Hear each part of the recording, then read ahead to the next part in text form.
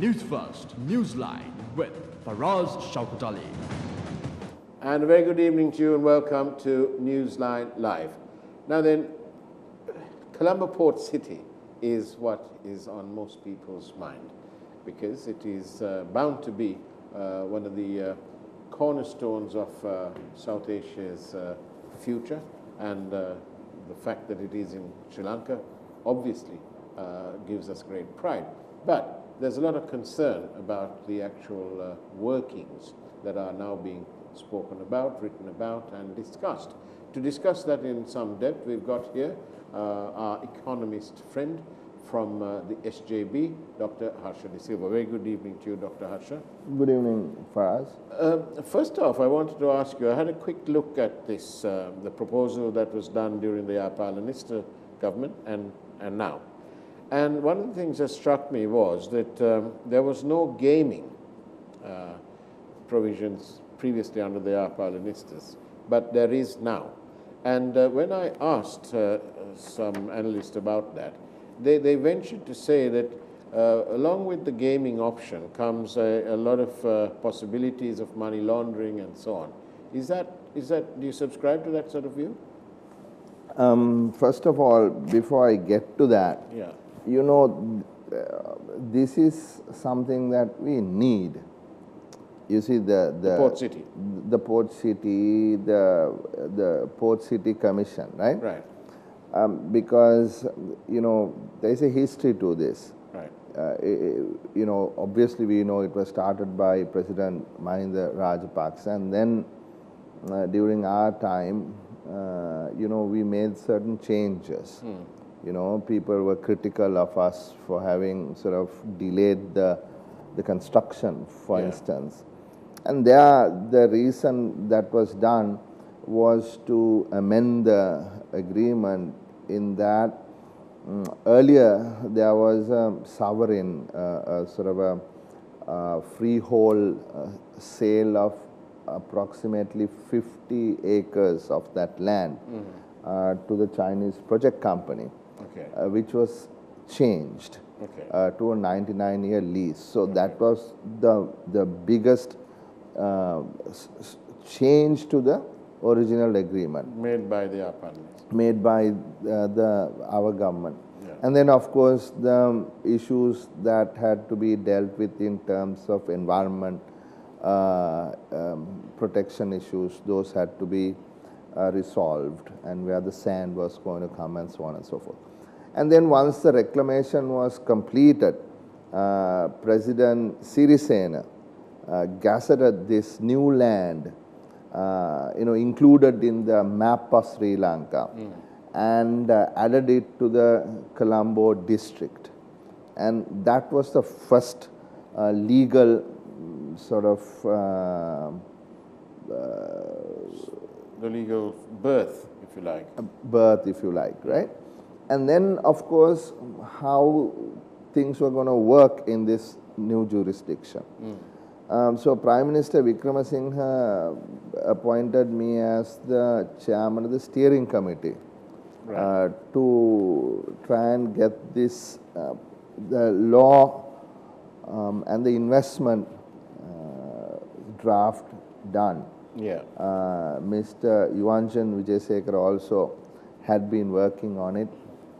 And subsequently to that, when I took over, we had a whole lot of professionals working with us, both in the public sector and the private sector, a whole lot of lawyers from the AG's department, and then we came up with a basic structure, a draft law. And what I see here is not very different from what we came up with, except for some major deviations which I will get to. But essentially what we wanted to create was a special economic zone.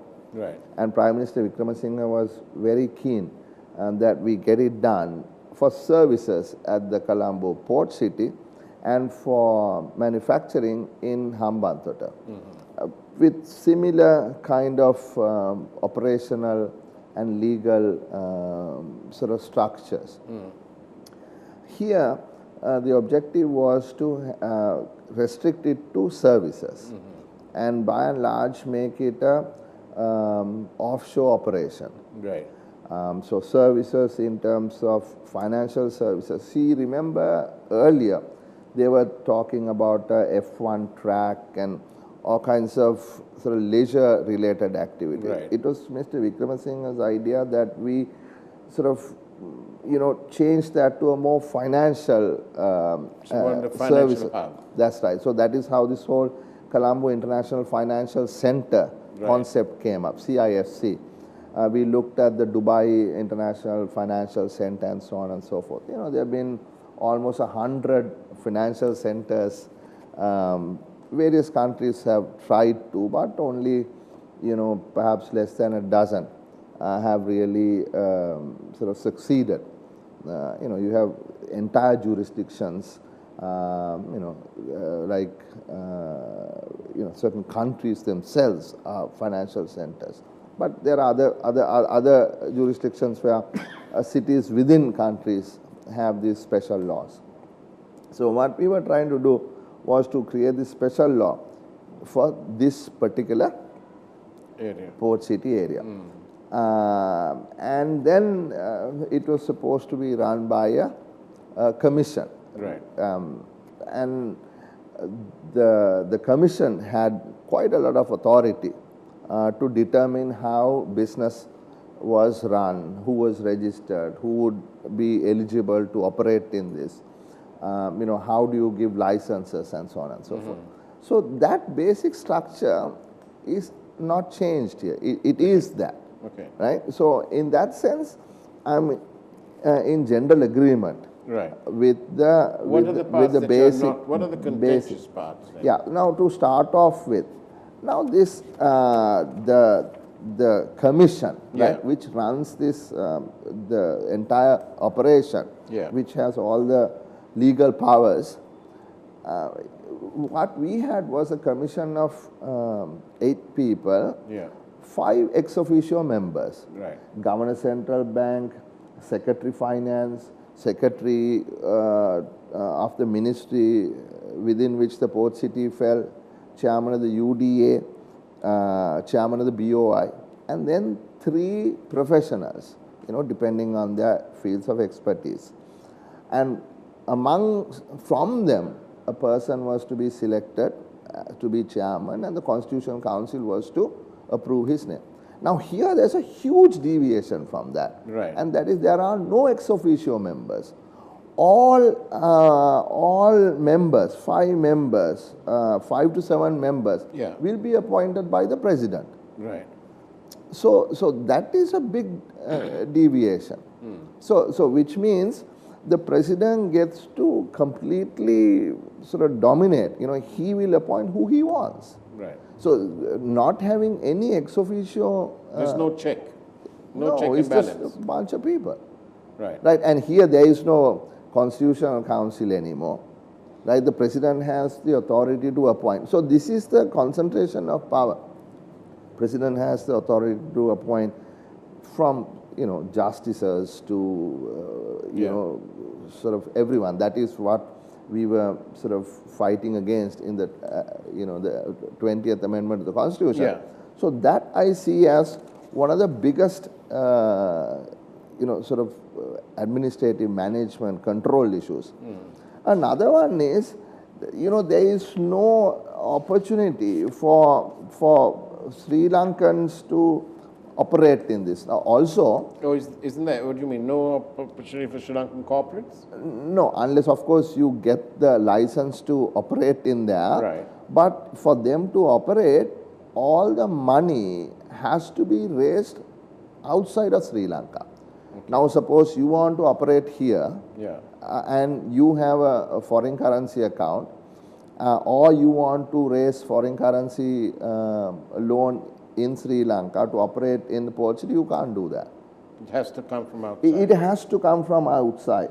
So there is, it says all investment made to carry on business in the port city area shall be raised outside Sri Lanka. So I don't understand really why that is.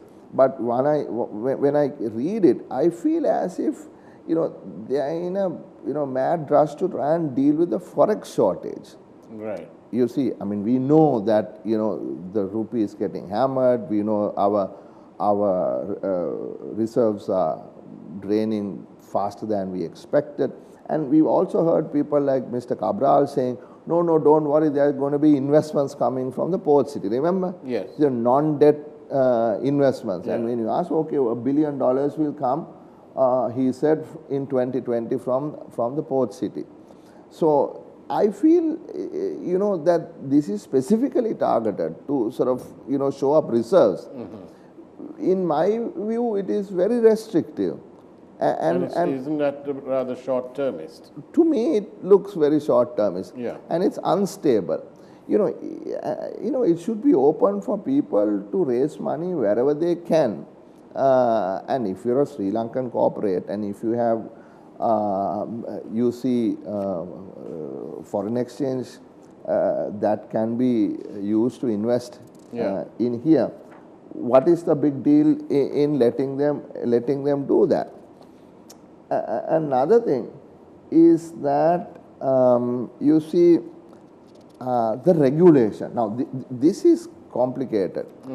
Now, we want to attract big banks, right, and let them undertake all kinds of financial services, fintech services, insurance services, investment bank services, broking services, so on and so forth.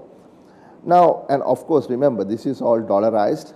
This is offshore, right? Which means there are no transactions in LKR, right, except if you go to a store and buy some thing that is locally produced, or go to a restaurant and so what will eat. be the currency of usage then? US dollars, essentially US dollars, right? Only US dollars, or any foreign currency, essentially US dollars. What I was saying is, so generally the regulator is independent. You see, when we were thinking about this law, we said the central bank would be the regulator of financial services in the port city, whether it is offshore or onshore. But in this case, which is strange, is that the central bank will no longer be the regulator of financial services in the port city, if I understand this correctly. Who will be the regulator? The commission itself. And that comes in nicely with this question that we've received earlier. Apart from the specific laws passed, will the residual of the laws of Sri Lanka apply to the port city, or will the special commission have powers to legislate without the concurrence of the government of Sri Lanka? See, this is an issue that is going to have to be discussed, because now, in terms of legislation, it is specifically to what's in here. Right. Right, what's in here. And all other legislation, obviously, will have to be what is on shore, rest of Sri Lanka. But there are some issues that I saw. For instance, there is a sort of a customs tax, like an exit tax, a duty. Suppose that you go to a retail outlet in the port city and you purchase something, and then you get on the train and you come back, or get to the exit point at port city, there is going to be some sort of tax that we have to pay, Sri Lankan citizens. So the issue is, can the port city tax Sri Lankan citizens outside of the outside of that being determined in Parliament, right? So that is a question that begs an answer. And what sort of powers will the big chief or the head of the commission have? Will it be a sort of Hong Kong style #1 Mandarin kind of thing, or how will that work? You see, I mean, because it refers to the president, because this is under the president, right? Right. Order to be published by His Excellency the President. Right. So Port City falls directly under the president. So first of all, whether the president has, president is not a member of parliament. Yeah. right? So if the president does something as minister, can the commission legislate Yeah. as opposed to legislation being This passed? comes to my usually favorite tongue-in-cheek statement question, which Yeah. is that more and more, it appears to me, that Parliament is becoming nothing other than a rubber stamp I mean, in the really, possession of the incumbent president. which I can't disagree with.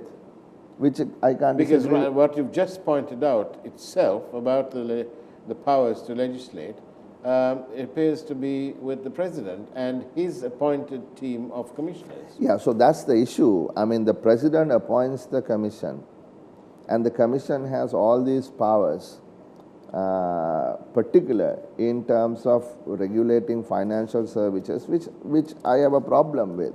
Now, Right. they looked at this whole thing in Dubai. We all did as well. Yeah. How does it differ, bearing in mind that Dubai is not really a democracy?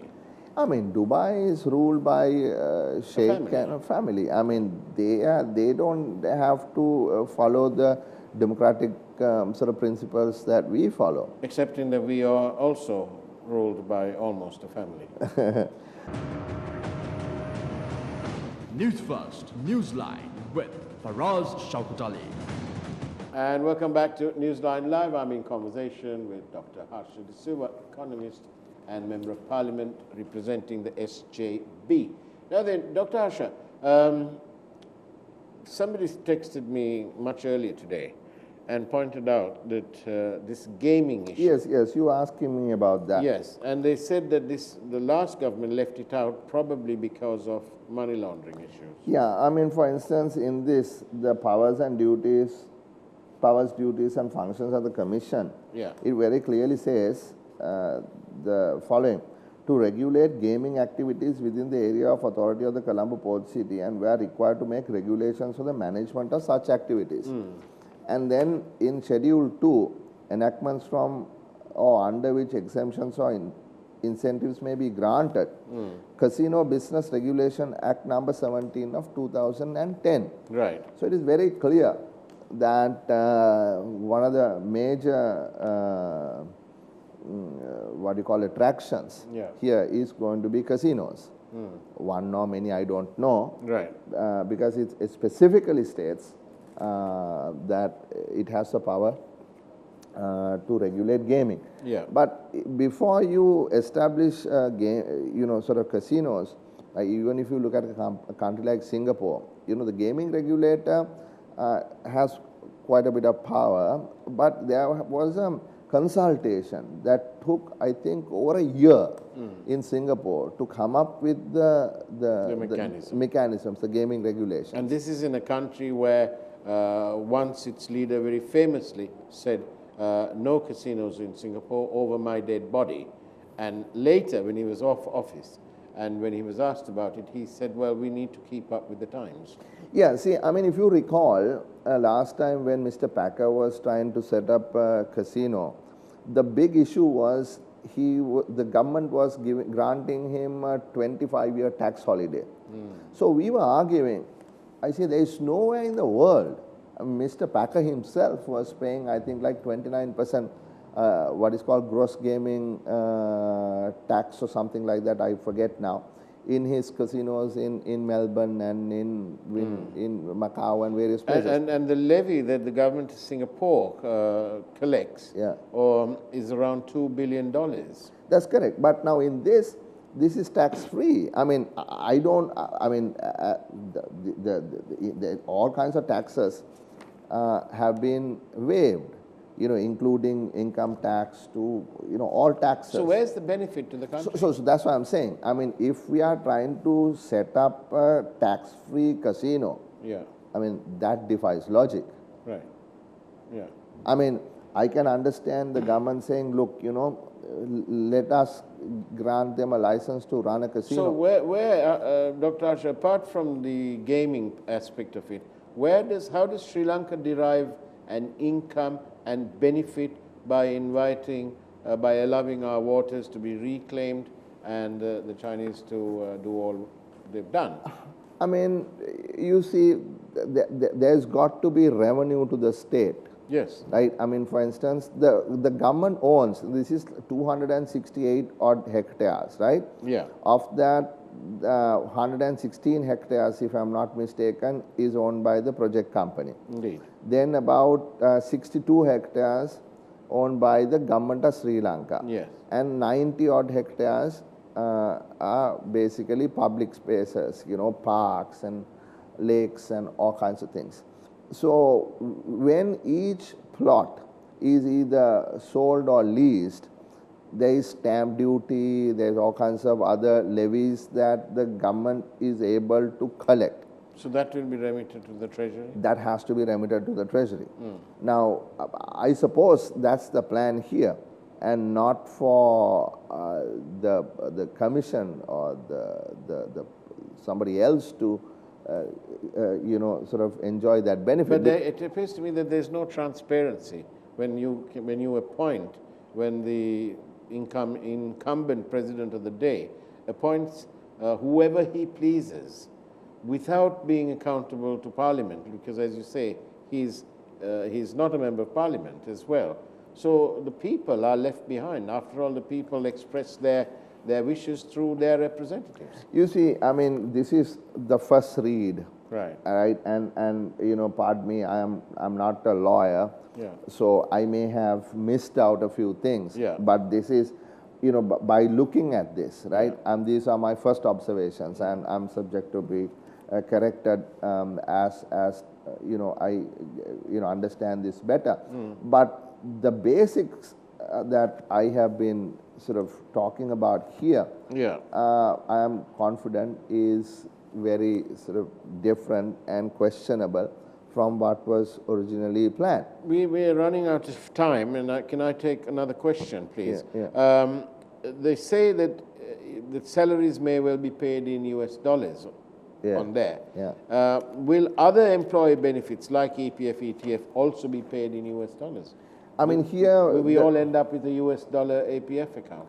I mean, I would think so, because you know, if salaries are paid in US dollars, then EPF, ETF also would have to be paid in US dollars, or else converted and then reconverted again at the time when you finally receive it in your hand. That'd be a poor idea, the way the dollar is going now. I mean, it's funny. It's almost like another country, the way I see it, because Yeah. there's a border tax. You know, you have to pay duties when you bring stuff out from there. Those guys there are completely tax-free. We, on the other hand, have to pay taxes. Income tax differ. So, and also, you know, whether this draft sort of is in contravention with the Constitution, we will have to see. Somebody was asking me earlier, you know, what about sort of democratic rights? Yeah. You know, the franchise. I seem to, I don't know, I feel there are problems with that as well. Whether people will have voting rights there and so on. Long years ago, when Mrs. Bandaranaike was the Prime Minister, she was in negotiation with India on some matter, and she insisted and got hold of Dudley Senanaike on the telephone and told him that, look, she's going to do this, and got his input. This clearly was because there was a national problem or a national issue at stake. Now, when they are discussing such things as the port city, which is beyond party politics, do you think it's a good idea that the president, because it comes under him, that the president gets together with an all-party effort to sort out the nitty-gritties like the second reading of this commission and so on? No, I think that's a good idea. I mean, you know, we are not opposed to this. I mean, I must say that. Yeah. You know, we are not opposed to making, you know, a vibrant, you know, special economic zone that will attract investments from around the world, that will help rest of Sri Lanka benefit from it. We are for it. However, there are issues that need to be resolved. For instance, like I said, why would anybody come here if the president is a regulator? The regulator must be an independent body. Here, there are two things here. If you're doing business development, right, the entity doing business development shouldn't be the regulator.